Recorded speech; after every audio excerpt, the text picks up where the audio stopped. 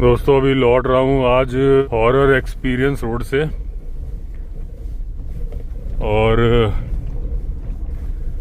अभी कैरियर के ऊपर जो वो जेरी कैन रखने का वो है ना, वो बड़ा आवाज़ कर रहा है, इरिटेट कर रहा है। लेकिन अब मैं कल देखता हूँ, ऑनलाइन ही मंगाता हूँ, क्योंकि मुझे दिल्ली जाके इतना टाइम मिलता नहीं कि मैं जेरी कैन कर सकूँ। हालांकि किसी का नंबर भी है मेरे पास, देखता हूँ कल, क्योंकि कोई बोल रहा था जब तक आप उसमें जेरी कैन लगाओगे नहीं वो आवाज़ करेगा। वो जो ढक्कन है, हालांकि उसमें रबड़ लगी है तो शायद आपको कैमरे में भी सुनाई दे रही होगी, लेकिन चलो कोई बात नहीं। ये जीप है, कोई कार तो है नहीं, ऑफ रोडिंग जीप है, ये सब तो चलता ही रहेगा। अभी दोस्तों कई लोगों ने मुझसे सवाल किया अभी रिसेंटली इंस्टाग्राम पे कि टाइगर पानी में बाहर को मुंह करके क्यों बैठता है, पता नहीं क्यों कर रहे हैं। तो ऐसा कुछ रूल नहीं है दोस्तों कि वो पानी में जब पानी में बैठता है तो तालाब के बाहर की तरफ मुंह करके बैठता है। आप अगर गूगल करोगे ना फोटो और इमेजेस सर्च करोगे तो आपको बहुत सारी ऐसी फोटो मिलेंगी जिसमें बाहर को मुंह करके बैठा है, ऐसी बहुत सारी फोटो मिलेंगी जिसमें अंदर को मुंह करके बैठा है। ऐसा कोई रूल नहीं है। अगर आपको मेरा वो वीडियो याद है जिसमें मैं जिम कॉर्बेट गया था और टाइग्रेस त्रिशूला आई थी और पानी में बैठी रही थी काफी देर तक, फिर हमें उसे छोड़ के आना पड़ा था क्योंकि हमारा टाइम ओवर हो रहा था।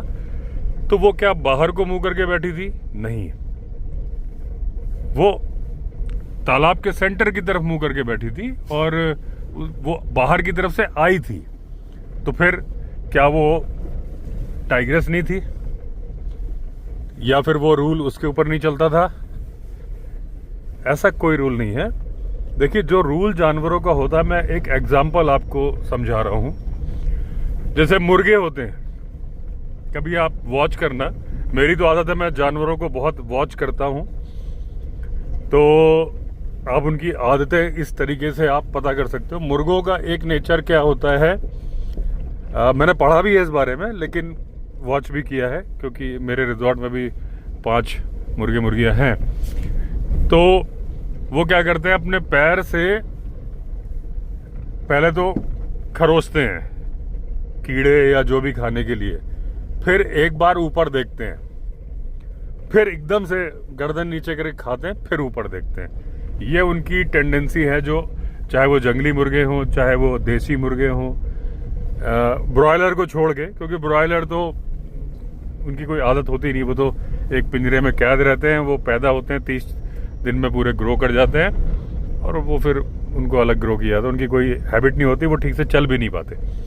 देसी मुर्गे हों, कड़कनाथ हों या कोई भी जंगली मुर्गा हो, यही टेंडेंसी आप देखोगे, पैर से खरोचेगा, ऊपर देखेगा, जल्दी से गर्दन नीचे करके खा लेगा, फिर ऊपर देखेगा। यानी कि वो आसपास के खतरे को देख रहा होता है, फिर जल्दी से खाता है, फिर देखने लग जाता है कि कोई खतरा तो नहीं है। या मेल कुत्ता टांग उठा के थंबे पे सुसु करता है, ये उसकी आदत है, सारे करेंगे। ये होती है एक आदत जो सारे ही करेंगे, उसमें ऐसा नहीं कि कोई कर रहा है कोई नहीं कर रहा। तो अगर टाइगर की ये आदत होती कि वो तालाब के बाहर की तरफ मुंह करके बैठता तो सारे ही करते।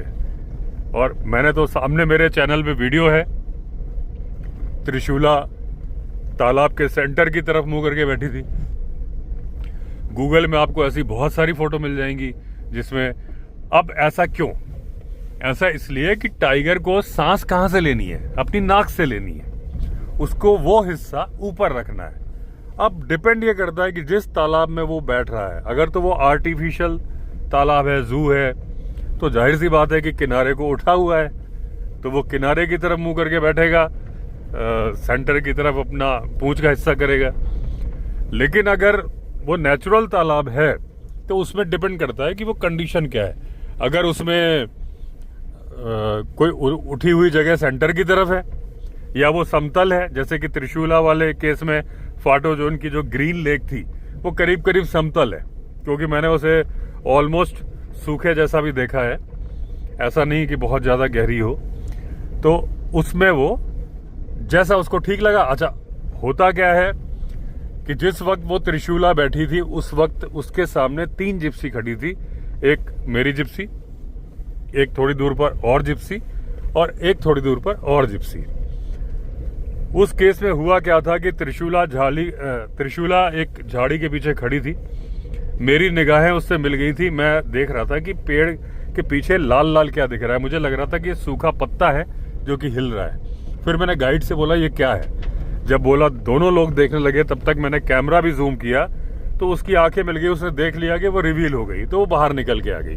टाइगर की आदत होती है, जब उसे पता चल जाता है कि उसकी पोजीशन के बारे में जानवर या इंसान को मालूम चल गया तो वो छिपना बंद कर देता है। वो बाहर निकल आई। अब जब बाहर निकल आई, तालाब में बैठी, तो शायद वो बाहर को मुंह करके बैठ जाती जो बैठती, लेकिन उसके सामने व्यू पॉइंट में 3 जिप्सी थी तो वो उधर को मुंह करके बैठ गई, यानी हमारी तरफ। और उसमें वो लगातार मुझे ही देख रही थी। वीडियो मैंने बताया था क्योंकि उसकी पहली बार निगाहें मुझसे मिली थी। 3 जिप्सी होने के बावजूद अगर आप वीडियो देखोगे तो उसका चेहरा मेरी तरफ ही था।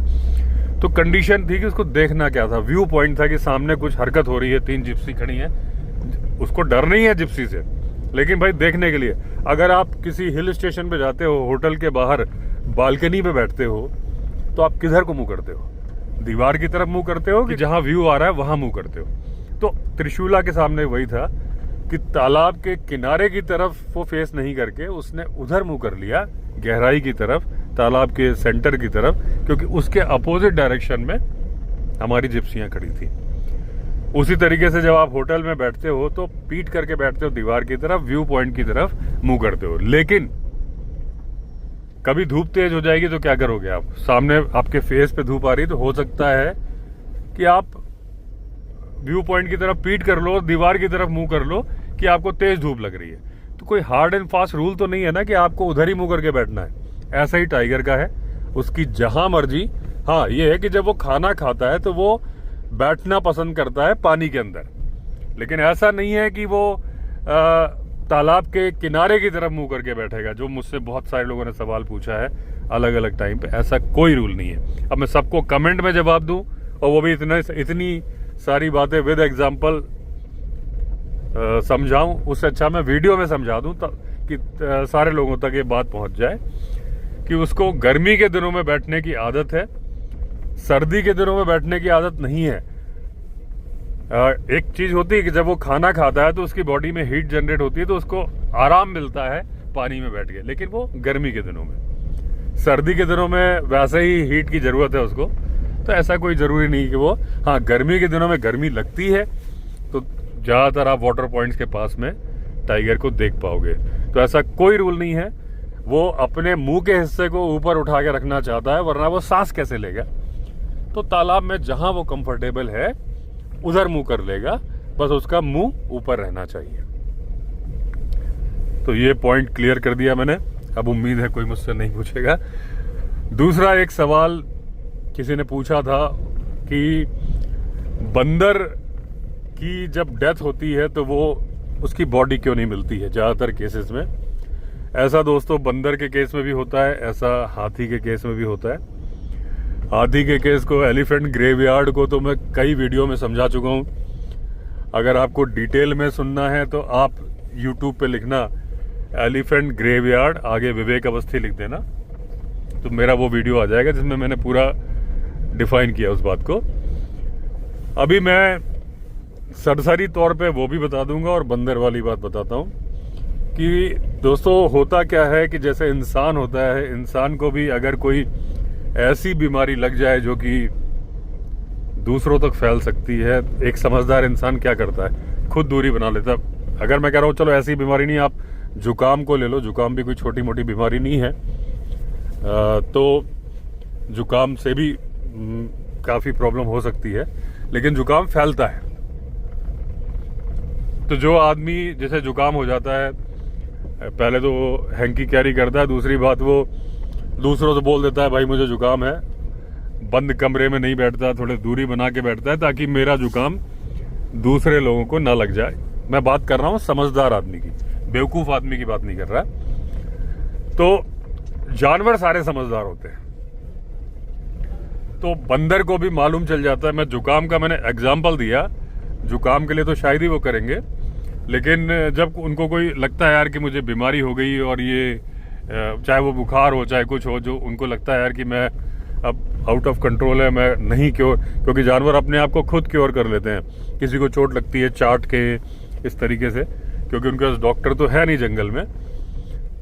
तो बंदर की बात करें तो जब बंदर को लगता है कि मेरा अंत समय नज़दीक आ गया, बहुत सारे जानवर, डॉल्फिन, हाथी, बंदर, ये वो जानवर हैं जिन्हें आत्मबोध हो जाता है, इन्हें आइडिया लग जाता है कि यार मेरा अंत समय नज़दीक आ गया, मेरी मौत आ चुकी है।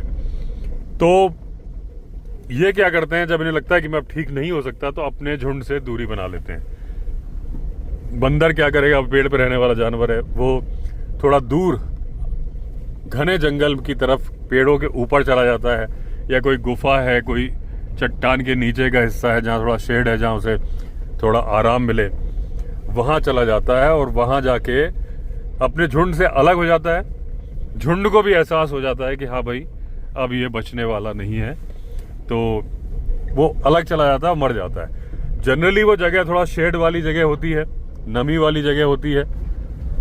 तो जैसे ही मरेगा तो नमी वाली जगह पे डिकम्पोज करने वाले कीड़े मकोड़े होते हैं, पक्षी भी होते हैं, गिद्ध वगैरह भी होते हैं। इस तरीके से उसकी डेड बॉडी खा ली जाती है कीड़ों के द्वारा।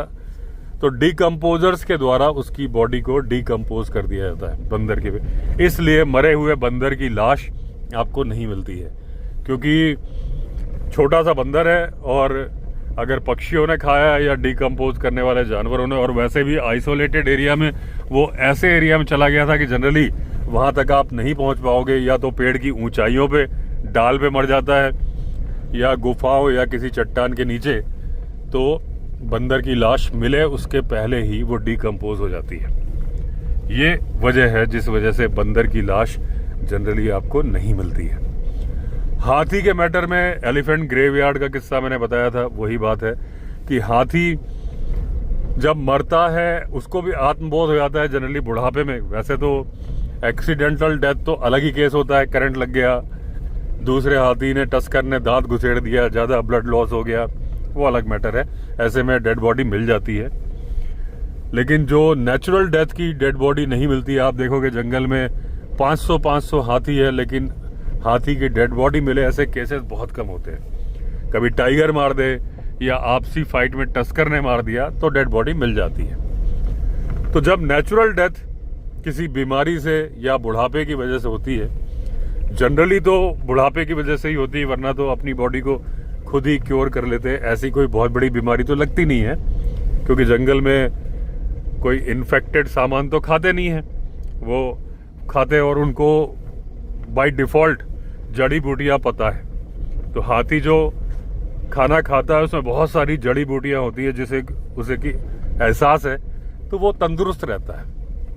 इसी वजह से एलिफेंट डंग कई मेडिसिन में इस्तेमाल होता है, क्योंकि वो बहुत सारी जड़ी बूटियों का एक्सट्रैक्ट होता है, और अधबचा होता है तो वो सारी की सारी खत्म नहीं होती, उसमें से जड़ी बूटियों के तत्व रहते हैं। और इसीलिए एलिफेंट डंग को अगर जलाया जाता है तो मच्छर भाग जाते हैं, क्योंकि उसमें जड़ी बूटियां ही होती है। तो हाथी को पता है कि क्या खाना है क्या नहीं खाना है। तो इन्फेक्शन से मर जाए इस बात की संभावना नहीं होती है। हाँ, अगर इंसान की दखल ना हो जाए तो अलग बात है। एज वाइज मैंने बताया था एलिफेंट ग्रेवयार्ड वाला किस्सा कि धीरे धीरे क्या होता है, हाथी के मुंह में 24 दांत चबाने वाले होते हैं, 2 दांत दिखाने वाले होते हैं, चाहे वो मेल हो चाहे फीमेल हो। मेल के दांत बड़े होते हैं, एशियन एलिफेंट की बात करूंगा। फीमेल के बाद दांत होते हैं, वो 2 दांत भी बहुत छोटे होते हैं, उनको मेरे ख्याल से टचेस बोलते हैं। तो अफ्रीकन एलिफेंट में तो उनके भी होते हैं, दिखते हैं बाहर टस्क। एशियन एलिफेंट में दिखते नहीं है मुंह के बाहर, लेकिन होते हैं छोटे। किसी में हार्मोनल चेंजेस हो जाते हैं तो फीमेल के भी टस्क दिखने लगते हैं, बड़े बड़े हो जाते हैं। अपने दुधवा वाले वीडियो में मैंने दिखाया था एलिफेंट गंगा गली, जो कि फीमेल है और उसके टस्क हैं, और उसका बच्चा भी नहीं हुआ। लेकिन एक दुधवा में ही ऐसी फीमेल थी जिसके की टस्क हैं और उसका बच्चा भी हुआ था। ये बात मैंने क्यों बताई कि हार्मोनल चेंजेस हो जाने की वजह से कई बार क्या है कि मेल के गुण आ जाते हैं फीमेल में, तो उसलिए मैंने बताया गंगा कली के बच्चा नहीं हुआ लेकिन दूसरे का हुआ। तो वो जो 2 दांत होते हैं वो हाथी के दिखाने वाले दांत जो बोले जाते हैं, उसके अलावा 24 दांत ऐसे होते हैं जो कि खाने वाले होते हैं, जो कि चबाने वाले होते हैं। 2.5-2.5 3-3 किलो का एक दांत होता है। तो वो दांत हाथी की लाइफ में बार बार आते हैं, लेकिन एक बार के बाद फिर आने बंद हो जाते हैं और वो दांत घिसते हैं। अच्छा, घिसते क्या है कि जो ऐसा नहीं है कि वो उगते आते हैं, वो कन्वेयर बेल्ट होती है ना, उसके तरीके से चलते हैं, यानी पीछे से आगे को सरकते हैं। लेकिन फाइनली जब दांत आ जाते हैं उसके बाद फिर वो घिसते रहते हैं, धीरे धीरे धीरे खत्म हो जाते हैं। हाथी इतनी, अच्छा इस बारे में मैंने बताया है लेकिन फिर बता दूं, रिलेटेड चीज है कि जो अफ्रीकन एलिफेंट होते हैं उनके दांत होते हैं डायमंड शेप्ड, और जो एशियन एलिफेंट होते हैं उनके दांत होते हैं समुद्री लहरों के तरीके से, जैसे रेत पे लहरें आती हैं। तो जब ये टहनियाँ, क्योंकि हाथी के भोजन में पत्तियों से ज़्यादा टहनियाँ होती है, तो उसको चबाने में मेहनत करनी पड़ती है, और दांत के घिसने के लिए भी, क्योंकि इतनी मोटी मोटी टहनियाँ चबाता है, दांत घिसते हैं। जब बुढ़ापा आ जाता है, जब नए दांत आने बंद हो जाते हैं, तो दांत घिसने शुरू हो जाते हैं। अब जब फाइनली घिस जाते हैं तो हाथी वो टहनियां तो चबा नहीं पाता, पत्तियां, गाड़ी आ रही है, यहीं रोक लिया जाए। तो अब वो हाथी के जब दांत घिस जाते हैं तो टहनियां वो चबा नहीं पाता, फिर पत्तियां भी धीरे धीरे खा नहीं पाता। अब खाएगा क्या? घास, वो भी धीरे धीरे दिक्कत होने लगती है। भाई चबाने के दांत है ही नहीं है, तो खा रहा है, हजम हो ही नहीं रहा है, ऐसे कैसे निकल जा रहा है। तो वो क्या करता है, फिर नरम घास के लिए, नरम घास कहाँ मिलती है? पानी के अंदर मिलती है। सांबर डियर का भी एक एग्जांपल मैं आपको दे दूं कि सांबर डियर को बोला जाता है बेवकूफ़, क्योंकि वो सर्दी के मौसम में पानी में खड़ा रहता है। लेकिन वो बेवकूफ़ तो थोड़ा सा होता है शायद, क्योंकि टाइगर को जब देख लेता है, कॉल करता है, टाइगर छिप जाता है, तो ये देखने जाता है कि टाइगर कहाँ गया और पकड़ में आ जाता है। तो थोड़ा बेवकूफ़ तो है, लेकिन वो जो पानी के अंदर खड़ा रहता है वो खा रहा होता है कि नरम घास, जो कि बारहसिंगा तो बहुत ज्यादा खाते हैं। बारहसिंगा को इसीलिए बोला जाता है स्वैम्प डियर, दलदल के अंदर रहने वाला डियर, क्योंकि वो दलदली मिट्टी में जो घास उगती है उसको खाते रहते हैं, पानी में ही खड़े मिलते हैं अक्सर। सांबर के अंदर भी लक्षण कुछ कुछ वैसे ही होते हैं। तो वो जो घास मिलती है, तो वो घास सिर्फ सांबर को नहीं मिलती, वो हाथी को भी मिलती है। हाथी को मालूम है, हाथी बहुत समझदार जानवर है, उसे मालूम है कि भाई अब मुझे अगर जिंदा रहना है तो मुझे नरम घास खानी है, नरम घास मिलेगी पानी में। तो झुंड से अलग, झुंड पानी पीने गया, अब ये सोचता भाई मैं यहीं रह जाऊं, यहाँ पानी भी है और यहाँ मुझे वो घास मिल रही है जो कि मैं, जो बचे खुचे मेरे दांत हैं उनसे खाता हूँ, नहीं तो वो पेट में जाके एंजाइम्स भी उसको पचा देते हैं, वो वहीं रहना शुरू कर देता है। अब जब मौत बिल्कुल नजदीक आती है, उससे बिल्कुल कुछ करते नहीं बन रहा होता, वो लेट जाता है उसी पानी में। दलदली मिट्टी है, हाथी का वजन बहुत ज्यादा है, और फिर वो क्योंकि उसे आत्मबोध हो जाता है मौत का, तो फिर वो सूंड को भी उठाने की कोशिश नहीं करता, सूंड को भी डुबो लेता है, मर जाता है। पानी के अंदर मिट्टी पूरी दलदली है, उसका वजन इतना ज्यादा है कि वो अपने वजन से ही बड़ी जल्दी ही धंस जाता है, इसलिए हाथी की डेड बॉडी नहीं मिलती, बॉडी डिकम्पोज हो जाती है। जो भी डिकम्पोजर्स हैं वहां पे हड्डियां बच जाती हैं। अब ऐसे ही तालाब, ऐसी ही नदियों के किनारे ऐसे बहुत सारे हाथियों की लाशें होती हैं जो मिट्टी में दबी होती हैं। कभी कोई सर्कमस्टेंसेस होते हैं कि वहाँ खुदाई होती है और वहाँ पे बहुत सारी हाथियों की हड्डी आसपास के इलाके में मिल जाती है। तो ये थ्योरी चल पड़ी कि एलिफेंट ग्रेवयार्ड, हाथियों की कब्रगाह, कि हाथी आते हैं और मरते हैं किसी खास जगह पे, ये थ्योरी चल पड़ी। तो ऐसा नहीं है कि वो हाथी की कब्रगाह है कि उनकी एक निश्चित जगह है जहां आके उनको मरना है। वो निश्चित जगह पानी ही होता है, क्योंकि पानी के अंदर उनको नरम घास मिलती है, पानी भी पीना है उनको, 150 लीटर की उनको पानी की ज़रूरत है, नरम घास से वो जिंदा रह सकते हैं। मजबूरी है कि उनको नरम घास के पास में रहना है, बुढ़ापे में और वहीं मर जाना है। ये वजह है कि हाथी की भी डेड बॉडी नहीं मिलती नेचुरल डेथ से मरे हुए, बंदर की भी डेड बॉडी नहीं मिलती नेचुरल डेथ से मरे हुए की। तो उम्मीद है कि ये कॉन्सेप्ट भी आपको समझ में आया होगा। अभी दोस्तों वैसे तो इस रोड पर हमें खुशबू आती थी, लेकिन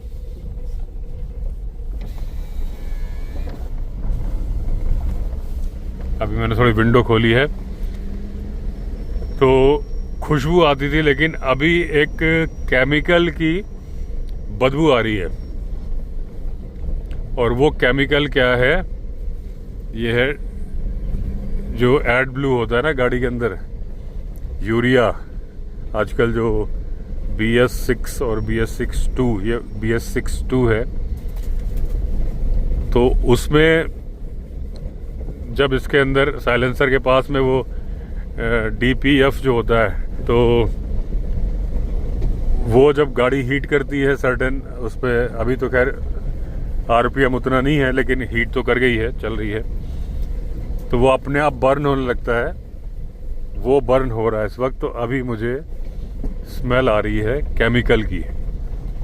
मैंने पहले भी वीडियो में शायद बताया कि जब मैं लद्दाख गया तो मुझे रास्ते में आ रही, कई बार 2-3 बार आई, तो मैंने सोचा ये स्मेल कहाँ से आ रही है। मुझे लगा कोई फैक्ट्री है क्या, जो वो जैसे डाई बनने की स्मेल होती है ना, वैसी कुछ स्मेल होती है। तो वो आ रही थी, तो मैंने कहा यार ये क्या चक्कर, 2-3 बार मुझे लगा गाड़ी से आ रही है क्या, समझ में नहीं आ रहा था। और क्योंकि इसका साइलेंसर मैंने बताया ना, गुरखा का साइलेंसर ड्राइवर सीट के नीचे ही है, एकदम सेंटर में। ड्राइवर और जो आगे की 2 सीटें हैं उसके सेंटर में है। तो अगर विंडो खोल के आप चलाओगे तो आपको साइलेंसर की स्मेल ज़्यादा आ जाती है, बाकी गाड़ियों में पीछे होता है। क्यों ऐसा किया मुझे समझ में नहीं आ रहा, लेकिन जो भी कुछ रीज़न हो उसका, और उसकी वजह से आपको एग्जॉस्ट की साउंड भी आती है अगर आप विंडो खोल के चलाते हो। तो तब मुझे समझ में नहीं आया, लेकिन जब मैं वहाँ पहुँचा, कॉमिक गांव पहुँचा, जो वर्ल्ड का सबसे ऊंचा गांव है मोटरेबल रोड पे, वहाँ चलाया, वहाँ पे भी अचानक से आई। मैंने कहा भाई यहाँ तो कोई फैक्ट्री हो ही नहीं सकती। तो यहाँ पे अगर मैं जो रास्ते पर मुझे लग रहा था कि कोई डाई बनाने की फैक्ट्री है, तो मुझे समझ में आ गया गाड़ी से ही आ रही है। फिर मैंने ध्यान दिया, तब मुझे समझ में आया कि मैटर ये है कि जब ये एड ब्लू बर्न होता है, जब साइलेंसर के पास में वो उसका पार्ट है, क्या बोलते हैं उसको, DPF बोलते हैं जो, तो वो स्मेल आती है। तो वो स्मेल अभी आ रही है, यानी कि वो बर्न हो रहा है। हालांकि उसका बर्न होना बहुत ज़रूरी होता है। अगर वो ना हो तो गाड़ी, मतलब अगर हाई बताते हैं कि अगर 20-25 मिनट भी 70 से ज़्यादा स्पीड पे गाड़ी चल ले तो अपने आप उसको बर्न कर देता है। लेकिन अगर गाड़ी लोकल में चल रही हो तो दिक्कत आती है कि वो बर्न नहीं होता। फिर आपको इसमें बटन दिया हुआ है, फिर आपको सीट बेल्ट लगा के खड़ी गाड़ी में करीब 20 से 25 मिनट हाई RPM पे रेस देनी पड़ती है उस बटन को दबा के, ताकि वो बर्न करे। मेरे पास ऐसी नौबत अभी तक आई नहीं है। हालांकि एड ब्लू मैं 2 बार भरवा चुका हूँ। तो हालांकि एड ब्लू बोलते हैं कि 8000 किलोमीटर चलता है, मेरी गाड़ी तो 6700 चली है। लेकिन लद्दाख वगैरह गई थी तो हाई RPM पे चली ना, तो उसमें बर्न ज़्यादा होता है। तो क्योंकि अभी बहुत दिनों से लोकल ही चल रहा हूँ, ऋषिकेश जाता हूँ, ज़्यादा स्पीड होती नहीं है। तो मैं कोशिश करता हूँ कि जब वो नहर वाली रोड आए तो उसमें स्पीड हाई RPM पे बन जाए, 2000 के RPM के आसपास, ताकि वो इशू ना आए। क्योंकि अगर वो इशू आ गया, और खुद अगर वैसे तो बटन दिया है, अगर वो काम करेगा तो ठीक है, नहीं तो फिर कंपनी ले जानी पड़ती है। तो कंपनी तो फिर देहरादून में है, ऋषिकेश में है नहीं, या फिर दिल्ली जाके। तो चलो कोई नहीं, अभी बर्न हो रहा है तो ये स्मेल नेचुरल नहीं है, लेकिन मैं दुखी नहीं हूँ, क्योंकि मुझे पता है कि भाई एड ब्लू बर्न हो रहा है तो DPF वाली प्रॉब्लम नहीं आएगी। हालांकि ठंड मुझे लग रही है, मैंने विंडो खोल दी तो मैं बंद कर देता हूँ। अभी ठंड अच्छी खासी हो गई दोस्तों, लेकिन यहाँ पे धूप बढ़िया आती है ना, तो दिन में कोई ठंड नहीं होती, रात को बढ़िया ठंड हो जाती है। रात को मस्त बॉनफायर वाली ठंड है। दिन में तो आज मैंने एक पॉडकास्ट शूट किया था और आज ही उसको पब्लिश भी कर दिया है। ये जो मैं वीडियो शूट कर रहा हूँ ये आप कल देखोगे। मतलब आज अभी मैंने एक पॉडकास्ट जो शूट किया है तो मैं शर्ट पहन के बैठा था और मुझे गर्मी लग रही थी धूप में। आज जब मैं वीडियो शूट कर रहा हूँ 13 नवंबर है,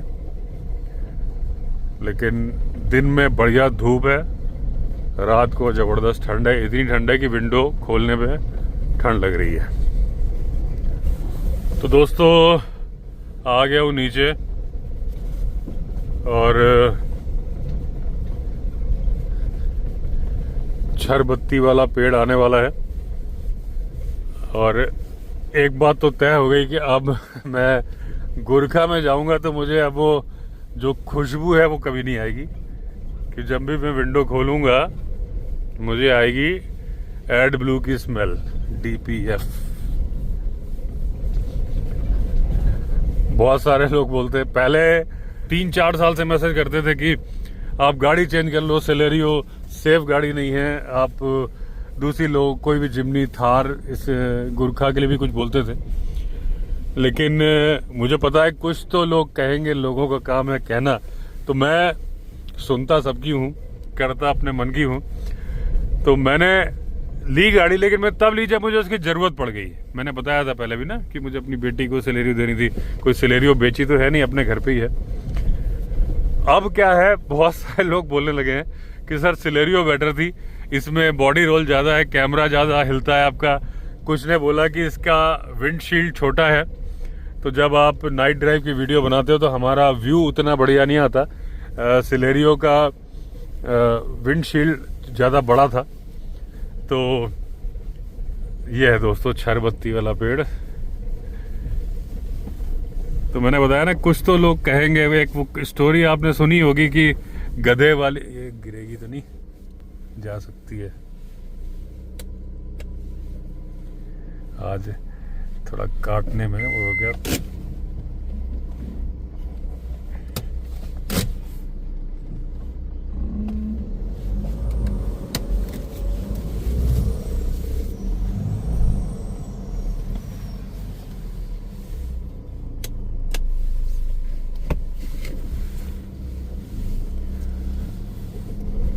तो एक गधे वाली कहानी सुनी होगी कि एक आदमी और उसका बेटा गधा लेके जा रहे थे, और वो एक आदमी और उसका बेटा गधा लेके जा रहे थे और वो पैदल चल रहे थे गधे के बगल में। तो लोगों ने कहा कि देखो कितने बेवकूफ़ आदमी हैं, गधा साथ में है लेकिन उसके बावजूद ये पैदल चल रहे हैं।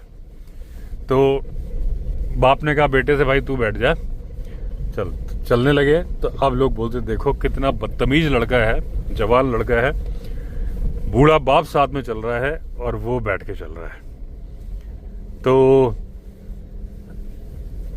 बेटा उतर गया, बाप से बैठा दिया, अब चलने लगा। तो लोग बोलते देखो कितना बेदर्द आदमी है, बेटा पैदल चल रहा है, ये बैठा हुआ है गधे पे। तो दोनों बैठ गए। तो लोग बोल रहे कितने जल्लाद आदमी है, दोनों बैठे हुए हैं, गधे की जान निकली जा रही है।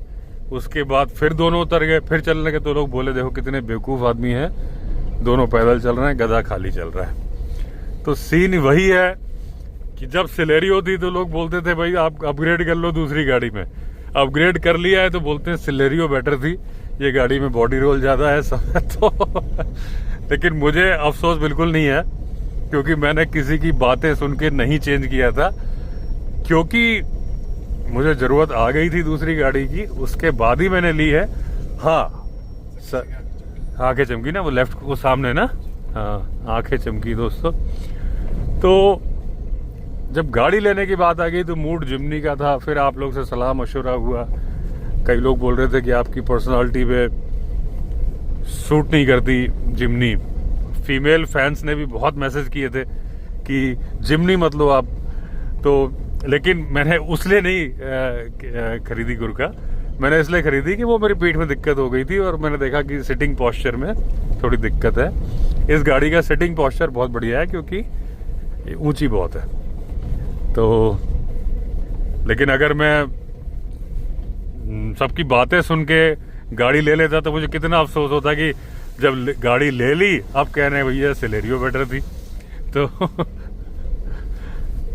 वो तो चलो सिलेरियो घर पे है, लेकिन ऐसा थोड़ी ना कि मैं इसको घर पे खड़ी करके, क्योंकि वो बेटी के लिए कंफर्टेबल है, ये थोड़ी ना कंफर्टेबल है, ये तो सिटी के लिए तो बिल्कुल बनी ही नहीं है। बहुत सारे लोग पूछते हैं गुरखा लेनी चाहिए कि नहीं, एवरेज पूछ रहे हैं। तो मैंने देखिए एवरेज एग्जैक्टली मुझे नहीं पता चल पाया अभी तक, लेकिन मेरा अंदाजा है कि 8 रुपये किलोमीटर चल रही है। लोग पूछ रहे हैं परफॉर्मेंस कैसी है। मैंने एक पूरा वीडियो बनाया था अभी कि भाई मुझे तो अच्छी लग रही है। सेंसर्स बगावत कर देते हैं। अब देखिए चारों सेंसर्स ने बगावत करी हुई है, दिखा रहे हैं रेड टायर का, थोड़ी देर में चारों ग्रीन हो जाएंगे। इसका क्या इलाज है मुझे नहीं पता, कभी ना कभी कोई ना कोई सेंसर बोलता रहता है, लेकिन वो सिर्फ सेंसर बोलता है, गाड़ी में कोई दिक्कत नहीं आती। तो ये है, अगर आपको जीप जैसी गाड़ी पसंद है तो ये आपके मतलब की है। अगर आपका ऑफ रोडिंग से रिलेटेड है, अगर आपको हाईवे का काम है तो भी ये गाड़ी आपके मतलब की नहीं है, क्योंकि फिर तो आप इनोवा क्रिस्टा वगैरह गाड़ी लो, हाईवे के लिए बढ़िया गाड़ी है, या अर्टिगा लो, इस तरह की गाड़ी लो, चिपक के चलेगी। अगर सिटी के लिए है तो बिल्कुल ही आपकी गाड़ी नहीं। हालांकि ये 3 डोर है, ये बैक करने में और पार्किंग में दिक्कत नहीं करती, 4 मीटर के आसपास की गाड़ी है।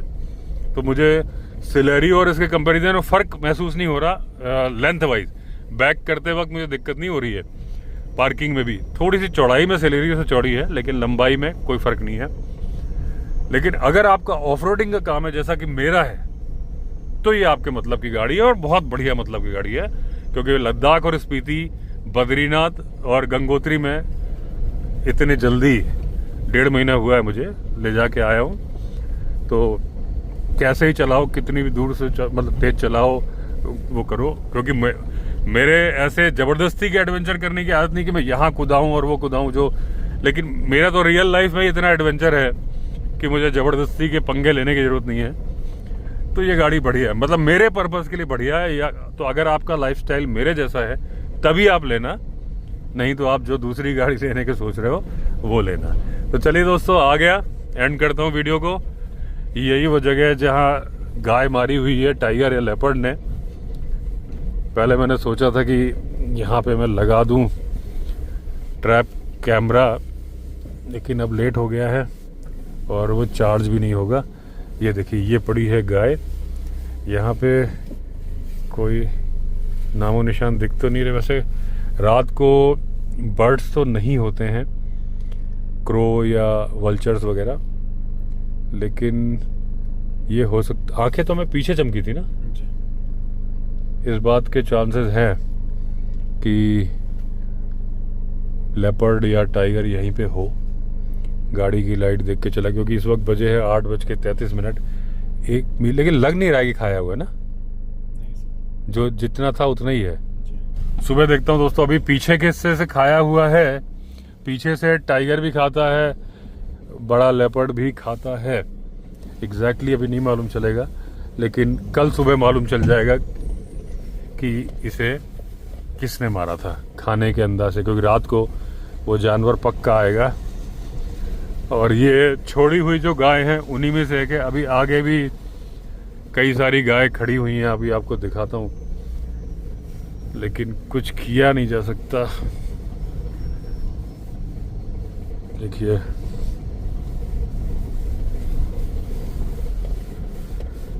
ये देखिए, ये जो गाय है ना, इन्हीं में से, ये देखिए जो खड़ी हुई है, इन्हीं में से एक को मार दिया है। ज़्यादा चांसेस मुझे लेपर्ड के लग रहे हैं। तो कल मैं बताता हूँ दोस्तों, कल नए वीडियो में, कि ये टाइगर का काम था कि लेपर्ड का। तो चलिए दोस्तों, एंड करता हूँ वीडियो को। अगर आपने चैनल सब्सक्राइब नहीं किया तो चैनल सब्सक्राइब कर लीजिए। फिर मिलते हैं, तब तक के लिए all the best. Vande Mataram.